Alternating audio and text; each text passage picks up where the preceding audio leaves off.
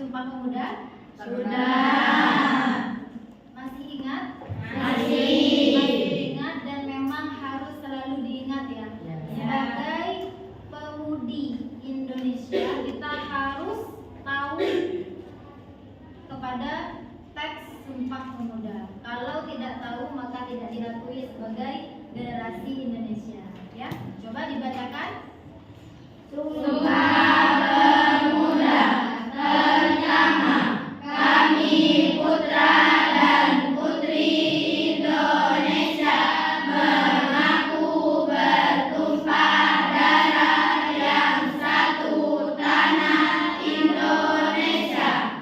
Kedua, kami putra dan putri Indonesia mengaku berbangsa yang satu, bangsa Indonesia. Ketiga, kami putra dan putri Indonesia mengaku menjunjung bahasa persatuan, bahasa Indonesia. Ini harus selalu diingat, tanpa diperintah kita sebagai rakyat Indonesia, para pemuda dan pemudi Indonesia harus tahu kepada Sumpah Pemuda tersebut dan benar-benar menerapkan ke dalam kehidupan sehari-hari. Paham ya? Ya. Selanjutnya, pada pelajaran sebelumnya kita sudah banyak mempelajari berbagai macam bab. Di antaranya apa saja? Teks, deskripsi, kemudian ada juga deskripsi dan deskripsi, kemudian juga ada lagi merangkum sebuah teks, deskripsi dan konstruksi. Kita masih ingat ya. Kemudian pada pertemuan kali ini kita diharapkan mampu untuk mempelajari dan memahami serta dapat menganalisis dan membuat teks puisi rakyat. Ada yang pernah mendengar dengan yang namanya teks puisi rakyat? Pernah. Seperti apa itu? Apakah berupa puisi yang menceritakan tentang rakyat? Tidak tahu ya. Puisi rakyat itu adalah sebuah puisi lama yang pada periode ini atau zaman ini sudah disebut dengan pantun. Namanya puisi rakyat. Kenapa disebut puisi rakyat? Karena dahulu masih belum ada sebutan nama pantun. Jadi sekarang sudah diganti namanya menjadi sebuah pantun. Kemudian, adakah di antara kita yang pernah mendengar bacaan pantun? Pernah. Di mana mendengar pantun itu? Di mana? Upin Ipin ya? Upin Ipin. Siapa biasanya yang suka? Nurjadin. Hafal sekali sama tokohnya ya, suka sama Upin Ipin ya? Iya. Selain di film Upin Ipin, apa yang lain? Pertama kali kalian mendengarkan kata pantun, di mana kira-kira? Sebuah pantun. Iya, selain itu, selain dalam sinetron Upin Ipin, kira-kira di mana kalian pernah mendengarkan pantun untuk yang pertama kalinya? Ya, komedi. Kemudian ada lagi yang lain? Apa? Iya, orangnya siapa? Momen-momennya apa? Biasanya kita itu membacakan sebuah pantun pada saat kita praktek pidato masih kecil. Ada pantunnya enggak? Ada. Biasanya ada di penutup ya? Ya. Bagaimana bunyinya kira-kira? Masih ingat? Udah lupa ya? Jadi intinya pantun itu sebuah tulisan atau bacaan yang memang jarang kita dengar, hanya kecuali pada momen-momen atau saat-saat tertentu. Tetapi pantun juga biasanya dipakai untuk mengutarakan atau menyampaikan suatu ungkapan, baik berupa perasaan atau untuk hiburan atau untuk menyampaikan sebuah pesan atau nasihat. Baik, sebelum lebih jauh tentang pantun, kita akan membahas tentang pengertiannya terlebih dahulu. lama yang setiap baitnya terdiri dari 4 baris dengan rima atau saja akhir A, B, A, B. Jadi huruf akhirnya biasanya sama, ya, A, B, A, B seperti itu. Sehingga bunyinya membentuk sebuah bunyi yang cukup khas dari sebuah pantun tersebut. Kemudian ciri-ciri pantun itu ada 5. Ciri-ciri pantun yang pertama, satu bait terdiri dari 4 baris. Adakah satu bait yang terdiri dari 2 baris? Ada. Bisa. Ada yang terdiri dari 2 baris, ada yang terdiri dari 4 baris. Tetap dalam satu bait bisa 2 baris, dalam satu bait bisa 4 baris. Kedua, setiap baris terdiri dari 8 hingga 12 subkata, itu bebas.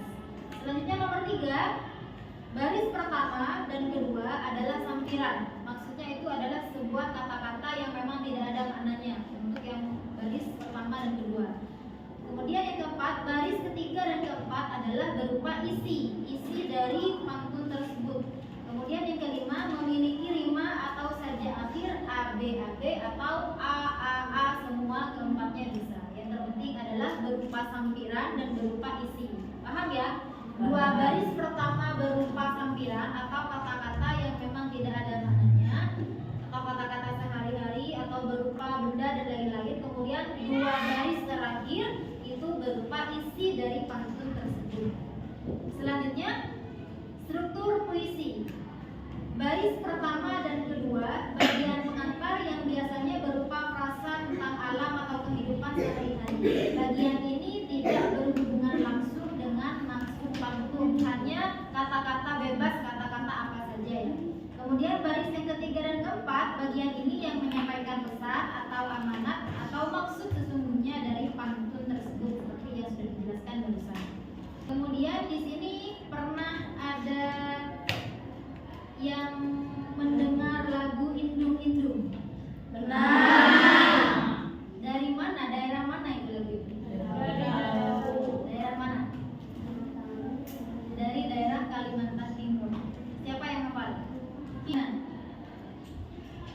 Itu lagunya itu bersajak AAA, ada yang lagu-lagu juga ada. Bersajak AAA. Itu sebenarnya puisi, cuman dibikin lagu. Ya. Coba satu aja. Itu ada 4 bait ya. Kita baca satu dulu coba. Indung-indung kepala indung, hujan di udik di sini mendung. Anak siapa pakai kerudung, mata melirik kaki tersandung. Ya, kakinya tersandung sampai ya. Yang dilirik siapa coba? Sambil Quran sampai tersandung. Nah, itu kira-kira bersajak AAA atau ABAB? AAA. Karena semuanya semua ke bawah. Ya. Itu namanya sajak AAA. Kemudian beralih kepada jenis-jenis pantun berdasarkan isi. Jenis-jenis pantun itu ada 5. Ada pantun nasihat, ada pantun jenaka, ada pantun teka-teki, ada pantun remaja dan pantun agama. Kira-kira yang kita bacakan barusan bersama-sama itu pantun apa? Pantun apa? Pantun nasihat itu yang pertama, pantun nasihat adalah pantun yang berisi nasihat atau pesan. Yang kedua, pantun jenaka itu biasanya berupa hiburan atau lelucon. Kemudian yang ketiga ada yang namanya pantun teka-teki berupa tebak-tebakan. Yang keempat, pantun remaja biasanya membahas tentang para remaja-remaja. Yang terakhir ada pantun agama yang berisi tentang pesan-pesan terkait nilai-nilai ajaran-ajaran atau ibadah. Nah, pantun yang kita bacakan tadi indung-indung itu masuk ke dalam kategori pantun yang mana? Jenaka. Masuk ke dalam pantun yang mana? Jenaka. Pantun remaja. Pantun remaja iya kan? Iya. Kalau melirik sampai tersandung kan berarti remaja-remaja ini ngelirik perempuan-perempuan gitu. Iya. Jadi kita pahami isinya baru kita tahu kepada maksudnya. Sekarang saya akan membacakan beberapa pantun. Kalian yang menentukan termasuk dalam pantun kategori yang apa. Pantun pertama, Pantun pertama, membeli kain berwarna merah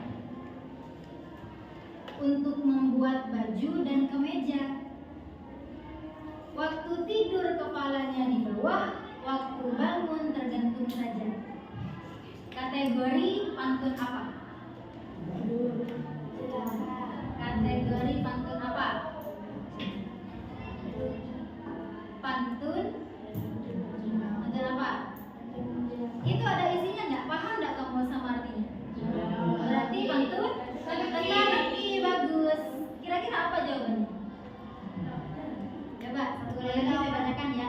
Membeli kain berwarna merah waktu membuat baju dan kemeja. Waktu tidur kepalanya di bawah, waktu bangun tersandung saja. Kelelawar, betul ya kan? Kelelawar kan ya? Iya. Kalau lagi tidur kan kepalanya di bawah, ya kan? Waktu bangun kemudian menggantung, maksudnya hinggap di tembok-tembok itu. Selanjutnya ada lagi. Burung elang terbangnya tinggi, mencari mangsa di balik awan. Masa remaja kejar prestasi, bukan cuma sibuk pacaran. Yo, ini pantun apa? Remaja. Langsung ya, otomatis nyambung ya kalau remaja-remaja ya. Satu kali lagi yang terakhir. Rumah itu terbuat dari kayu, atapnya memakai daun jerami. Wajahmu itu sungguh ayu, tapi sayang jarang mandi. Pantun apa ini? Remaja. Pantun apa ini? Pantun jenaka. Jadi intinya itu yang harus dilihat, itu yang dianalisis adalah isinya. Apakah isinya berupa hiburan, atau berupa teka-teki, atau berupa remaja. Seperti itu. Paham ya tentang jenis-jenis pantun? Selanjutnya sudah dapat kita simpulkan bahwa pengertian pantun, saya ulangi lagi sebagai penguatan pemahaman. Pengertian pantun adalah bentuk puisi lama yang setiap baitnya terdiri dari 4 baris dengan rima atau bersajak akhiran AAA atau ADAD. Kemudian ciri-ciri pantun itu yang pertama adalah satu bait terdiri dari 4 baris atau 2 baris. Yang kedua adalah setiap baris terdiri dari 8 hingga 12 suku kata. Selanjutnya yang ketiga adalah terdiri dari baris pertama dan baris kedua untuk sampiran dan untuk isi. Yang keempat adalah memiliki rima atau sajak akhir ABAB atau AAA. Selanjutnya jenis-jenis pantun berdasarkan isi ada 5. Yang pertama apa tadi? Pantun nasihat. Yang kedua pantun jenaka. Yang ketiga Pantun remaja. Yang keempat pantun teka-teki. Dan yang kelima pantun agama. Ya, sudah paham semua? Paham. Baik.